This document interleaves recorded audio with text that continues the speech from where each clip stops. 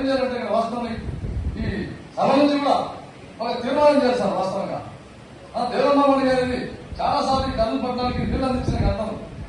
అది ఒక storage tanker. మన నీళ్లు ఎండాకాలంలో కూడా ఆ మడ నుంచి డైవర్షన్ చేసే సందర్భాలు ఉన్నాయి. కాబట్టి అక్కడ ఒక ఇసుకంటూ తోకుండా మనం కూడా 60-70 ట్రాక్టర్లు పట్టుకున్నారు. వాస్తవంగా ఇంటిమేషన్ చేశాం.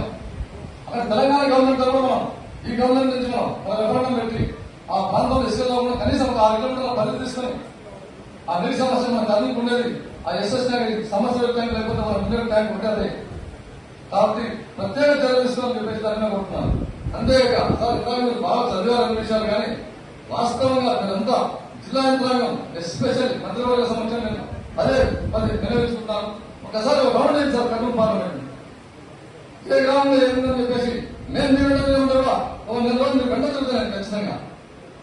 ఎందుకంటే ప్రతి గ్రామంలో విచ్చారు వాస్తవంగా నీళ్ళు లేవని చెప్పేసి ఇక్కడ నుంచి తీసుకుని 130 కిలోమీటర్ల 6 పరిధి వరకు ఏ గ్రామంలో సంపూర్ణ నీళ్లు తాగుతున్నాం దాఖలాలు ఇవ్వాలి. కాబట్టి మీరు చదివినట్టు చెప్పినట్టు వాస్తవం గ్రౌండ్ అయితే లేదు. కాబట్టి ప్రతి గ్రామంలో ఇష్యూ తీసుకున్నాం. మీరు దయచేసి ఒక మండలం యూనిట్ తీసుకోండి. ఒక మండలం యూనిట్ తీసుకుని ప్రతి గ్రామంలో ఏం చేస్తున్నాం మీరు ఏదంటే మా ప్రభుత్వం దృష్టి తీసుకొచ్చి ఎస్పెషల్ గ్రామీణ మనం జలజీవన మిషన్ 64% చెప్పారు కర్నూలు జిల్లా. 64% ఎక్కడ సార్ అసలు వాస్తవం. కాబట్టి దయచేసి మంత్రివర్గ సంవత్సరం చెప్తున్నాం. కనీసం గ్రామీణ విషయాన్ని ప్రత్యేక చర్య తీసుకొని వాళ్ళ యొక్క గొంతును జరపాలని చెప్పేసి మరి ముఖ్యంగా మిమ్మల్ని కోరుకుంటాను.